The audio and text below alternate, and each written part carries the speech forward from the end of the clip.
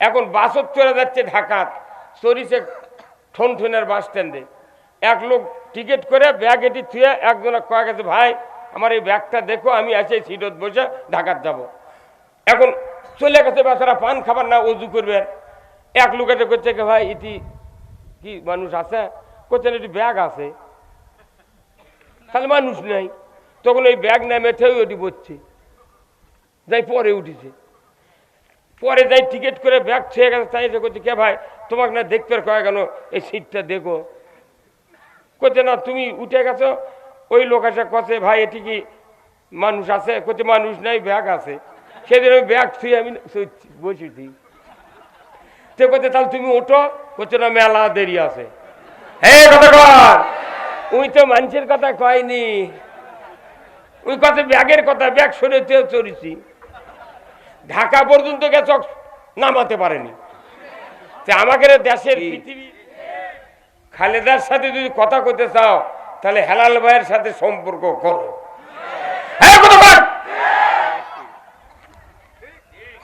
এর মধ্যে কোনো ভেজাল আছে?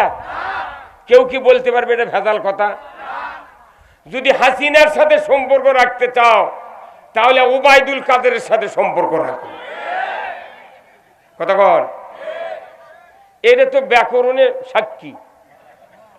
একটা চেয়ারম্যানের সাথে যদি সম্পর্ক করতে চায় ভালো, তাহলে মেম্বারের সাথে আগে মিল লাগান লাগবে। এটা হচ্ছে নেতৃত্বের কোয়ালিটি। এই যে মোদি তাম ভারতের মসজিদগুলো ভেঙে ফেলে দিচ্ছে, এই কথা কন। কিন্তু মুসলমান 700 বছর ভারত শাসন করছে, ওরা যা মুসলমানেরা যা করে থয়ে গেছে, ওরই টাকা দিয়ে মোদি দেশ চালাচ্ছে। জানেন আপনি, একটা মাজার আছে, তার নাম হলো তাজমহল। কতক্ষণ? এটি প্রতি মাসে 2 কোটি টাকা এটি দোকানদারি আদায় হয়। টিকিট বিদেশের পর্যটকরা তাজমহল দেখে। কতক্ষণ টাকা? আজমির শরীফ, তার মাজারে জিয়ারত করে লক্ষ লক্ষ লোক। কতক্ষণ? তাহলে এইগুলি মুসলমানের তৈরি করা সব সরঞ্জাম আছে হচ্ছে ভারতে, তাদের টিকিট দিয়ে ভারত চলিচ্ছে, আর ওই মুসলমানের মসজিদ ভাঙ্গিচ্ছে। এখন অন্তর্বর্তীকালীন সরকার ডক্টর ইউনূস, তারই মধ্যে একটা উপদেষ্টা আছে, নাম বলবো না, যারা ফেসবুক দেখেছেন তারা হয়তো বুঝতে পারবেন। এমন একটা উপদেষ্টা জানাজাত খাড়া হচ্ছে, বাঁ হাত উপরে দেশে। আলহামদুলিল্লাহ নাহমাদুহু ওয়া নাস্তাঈনুহু ওয়া নাস্তাগফিরুহু ওয়া নু'মিনু বিহি ওয়া নাতাওয়াক্কালু আলাইহি ওয়া নাউযু বিল্লাহি মিন শুরুরি আনফুসিনা ওয়া মিন সাইয়্যাতি আমালিনা। মান ইয়াহদিহিল্লাহু ফালা মুদিল্লা লাহু ওয়া মান ইউদ্লিলহু فلا هادي له ونشهد أن لا إله إلا الله وحده لا شريك له ونشهد أن سيدنا وحبيبنا ومولانا محمدا عبده ورسوله الذي أرسله بالحق بشيرا ونذيرا وداعيا إلى الله بإذنه وسراجا منيرا. فقد قال الله تعالى في كلامه المجيد والفرقانه হামিদ। সবাই জবান খুলে পড়ুন, আউযু বিল্লাহি মিনাশ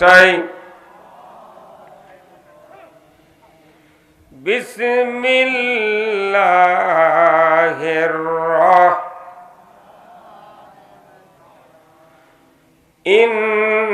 ইন্নাল্লাহা ওয়া মালাইকাতাহু ইউসাল্লুনা আলান নবী ইয়া আইয়ুহাল্লাযীনা আমানু সাল্লু আলাইহি ওয়া সাল্লিমু তাসলিমা। আল্লাহুম্মা সাল্লি আলা মুহাম্মাদ ওয়া আলা আলি মুহাম্মাদ কামা সাল্লাইতা আলা ইব্রাহিম ওয়া আলা আলি ইব্রাহিম ইন্নাকা হামিদুম মাজিদ। আল্লাহুম্মা বারিক আলা মুহাম্মাদ ওয়া আলা আলি মুহাম্মাদ কামা বারাকতা আলা ইব্রাহিম ওয়া আলা আলি ইব্রাহিম ইন্নাকা হামিদুম মাজিদ। আলহামদুলিল্লাহ, সমস্ত তারিফ প্রশংসা মহান রব্বুল আলামিনের জন্য, যিনি আমাদেরকে খোট্টাপাড়া 3 পুকুর মসজিদুল হামদ জামে মসজিদের উন্নয়ন ও সংস্কার কল্পে বিরাট ইসলামী জলসা ও ওয়াজ মাহফিলে বসে কোরআন, ইসলাম, রসুলের জীবন আদর্শ, দুনিয়ায় চলার পথ, আখিরাতে মুক্তির পথ, অর্থনীতি, সমাজনীতি, রাজনীতি, জীবনের সকল ক্ষেত্রে যা প্রয়োজন, যে বিধিবিধান আল্লাহ তাআলা কোরআনুল কারিমে নাজিল করেছেন, তার থেকে কিছু কিছু কথা বলা, জানা এবং শোনা, বোঝার তৌফিক দিচ্ছেন। সেই মুনিবের দরবারে শুকরিয়া আদায় করছি। সবাই পড়ছি আলহামদুলিল্লাহ। আরো জোরে বলা গেল না আলহামদুলিল্লাহ? লাখো কোটি দরুদ ও সালাম বিশ্ব মানবতার মুক্তির দিশারি জনাবে মুহাম্মদ রাসূলুল্লাহ সাল্লাল্লাহু আলাইহি সাল্লামের উপরে নাজিল হোক, যিনি হলেন তামাম পৃথিবীর শ্রেষ্ঠ স্বামী, শ্রেষ্ঠ বাবা, শ্রেষ্ঠ নানা। তিনি শ্রেষ্ঠ সেনাপতি, তিনি ছিলেন শ্রেষ্ঠ যোদ্ধা। তিনি এমন একটা মসজিদের ইমাম ছিলেন যে মসজিদে আজ পর্যন্ত নয়, কিয়ামত পর্যন্ত 1 রাকাত নামাজ পড়লে 50,000 রাকাতের সওয়াব।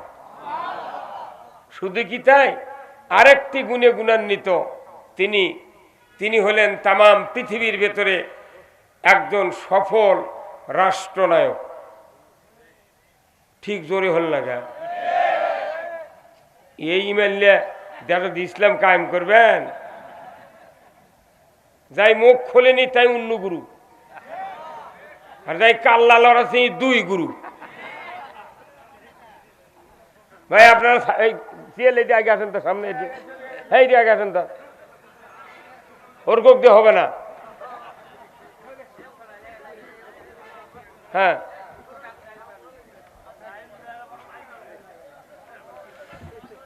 আমরা রসুলের নেতৃত্ব মেনে নিতে যদি অস্বীকৃতি প্রকাশ করি, একটু লোক জান্নাতে যাবে না। একবারে করলে কি হয়? একবারে হলো, আরো জোরে। কোরআন এবং হাদিস তেলাওয়াত করে আমরা যা বুঝেছি, 2টা বিষয় অতি গুরুত্বপূর্ণ, অতি গুরুত্বপূর্ণ। সেই 2টা বিষয় হলো, 1 নাম্বার হলো আল্লাহর আনুগত্য আর রসুলের নেতৃত্ব। তাও ধীরে হলো, এটি পাম থাকে না। আর এমনি অমুক নেতার চরিত্র ফুলের মতো পবিত্র, নামাজ পড়ে না, একুক্ত, গাঁজা খায় 6 উক্ত, তখন কি শক্তি বাড়ে? রসুলের নেতৃত্ব সারা কোন ইবাদত আল্লাহর দরবারে কবুল হবে না।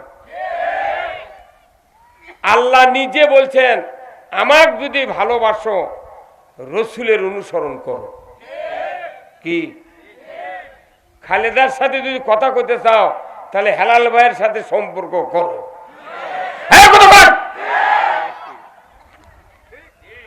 এর মধ্যে কোনো ভেজাল আছে? কেউ কি বলতে পারবে এটা ভেজাল কথা? যদি হাসিনার সাথে সম্পর্ক রাখতে চাও, তাহলে ওবায়দুল কাদেরের সাথে সম্পর্ক রাখো। কথা কন, এটা তো ব্যাকরণের সাক্ষী। একটা চেয়ারম্যানের সাথে যদি সম্পর্ক করতে চায় ভালো, তাহলে মেম্বারের সাথে আগে মিল লাগান লাগবে। এটা হচ্ছে নেতৃত্বের কোয়ালিটি। রসুল ছিলেন সিলেকশনকৃত নেতা। আল্লাহ ডাইরেক্ট তাকে সিলেকশন করেছেন যে আমার পক্ষ থেকে পৃথিবীর শ্রেষ্ঠ নেতা হলো জনাবে মুহাম্মদ রাসূলুল্লাহ। এই হুজুর কথা কোন না, জোরে কোন ঠিক নাই, মঞ্চের লোক বলা রাখবি ঠিক, ওগুলো লোকের ঠিক দিয়ে বলে লাভ হবে না। কি রাত যতই বেশি হোক আমাকে শুনতে হবে কথাগুলো। আমি খুব নৈবেত্তিক হারে বক্তৃতা দেব। আমার সাইফুল ভাই সুন্দর কথা বলে গেছেন, মুত্তাকি হওয়ার গুণ আর মুমিন হওয়ার গুণ আর আলেম ওলামা হওয়ার গুণ। ওর সাথে যদি আরেকটা কথা উনি বলতেন যে সৎ নেতৃত্ব গুণ কি, তাহলে কথাটা ফুল হতো। কিন্তু ওনার মনের মধ্যে ওটা হসে, কিন্তু কয়নি ইচ্ছে করে।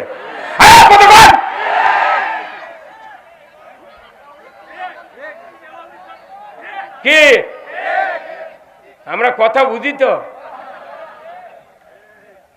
কথা তিনটাই হওয়া লাগবে একসাথে। আল্লাহ রসুলের একটা স্লোগান ছিল, মক্কা থেকে উনি যখন মদিনায় গেলেন, ওনার একটাই স্লোগান যে আল্লাহর আইন চাই, সৎ লোকের শাসন চাই। মদিনার যখন সৎ লোকের শাসন কায়েম আছে, আবু জেলের গোষ্ঠীরা সমাজের থেকে আউট হয়ে গেছে। এই সমাজে আউট যদি সৎ নেতৃত্ব কায়েম না হয়, কোনো অসৎ নেতৃত্ব আউট হতে পারে না। সবচেয়ে জরুরি সৎ নেতৃত্ব। আর সৎ নেতৃত্ব আদর্শ গ্রহণ করবে রসুলের নেতৃত্ব থেকে। এই জন্য আল্লাহর আনুগত্য, রসুলের নেতৃত্ব সবচেয়ে জরুরি। কেউ নাজাত পাবে না এই দুটা সঙ্গে না মানলে। এই জন্য আল্লাহ কোরআনে বলছেন, ইয়া আইয়ুহাল্লাযিনা আমানু আতিউল্লাহ ওয়া আতিউর রাসূল ওয়া উলিল আমরি মিনকুম। আল্লাহ বলেছেন, ঈমানদারেরা তোমরা আল্লাহর আনুগত্য করো, রসুলের অনুসরণ করো, আর যারা তোমাদেরকে কোরআন দিয়ে শাসন করে, সমাজ চালায়, দেশ চালায়, তাদেরও আনুগত্য করো। আমাদের দেশে কোরআন দিয়ে তো দেশ চলিছে, জীবনে দেখতে পাইনি। কথা কনে গে, এই যে মোদি তাম ভারতের মসজিদগুলো ভেঙে ফেলে দিচ্ছে, এই কথা কন।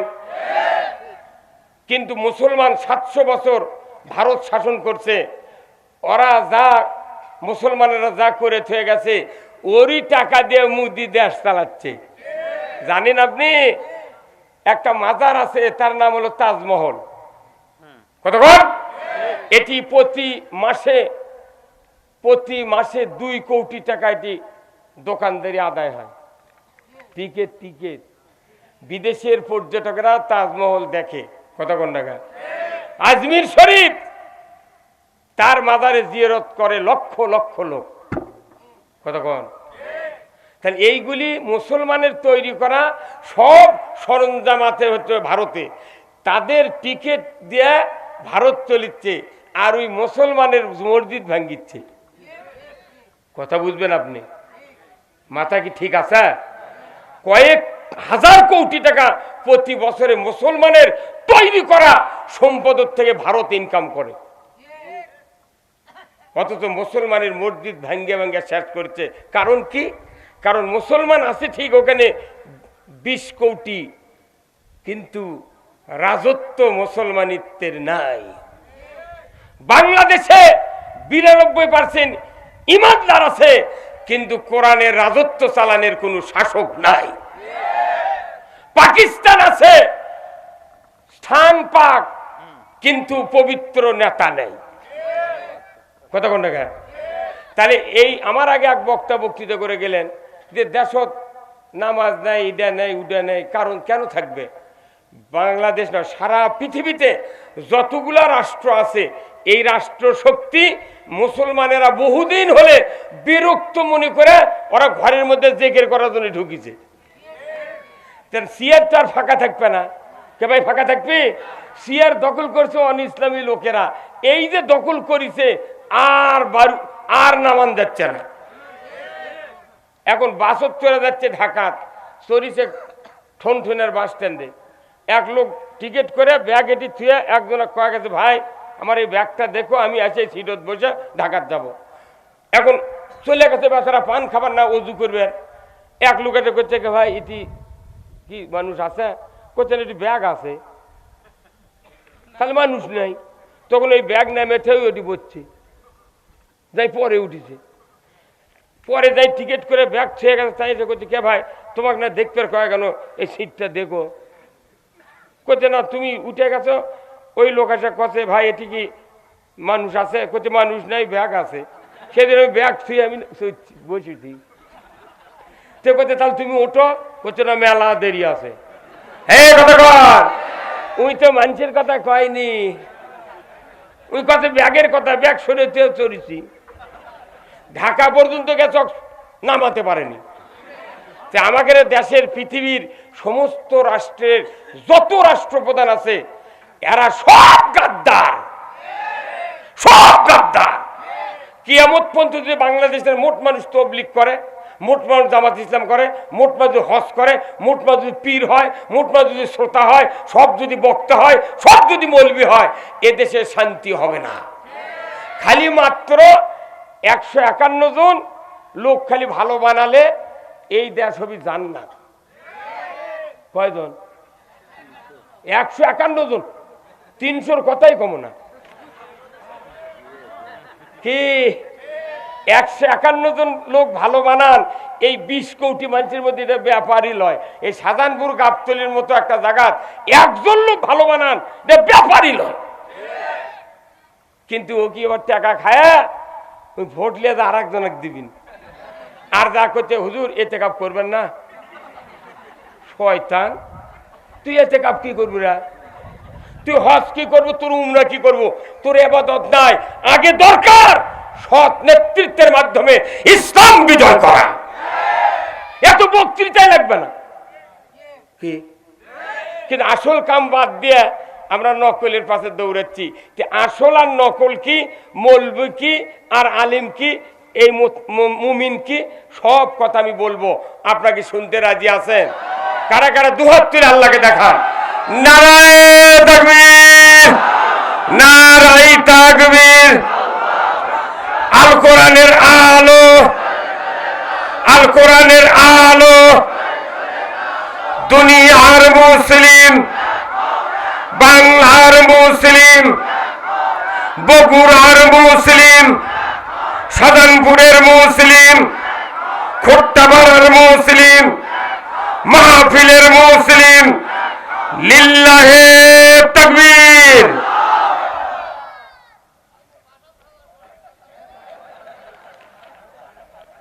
আলহামদুলিল্লাহ, আজকের এই কোরআনের মাহফিলের সম্মানিত সভাপতি সাহেব বিশিষ্ট রাজনীতিবিদ, দীর্ঘদিনের রাজনৈতিক অঙ্গনে কাজ করছেন।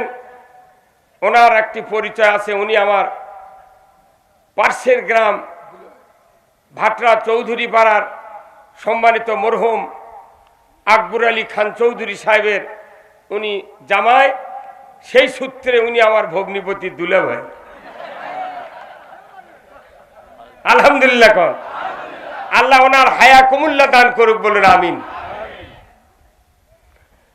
সহ সভাপতি আলহাজ মোহাম্মদ মাহমুদুর রহমান, অবসরপ্রাপ্ত পরিচালক, নেকটার আছেন। উনি চলে গেলেন।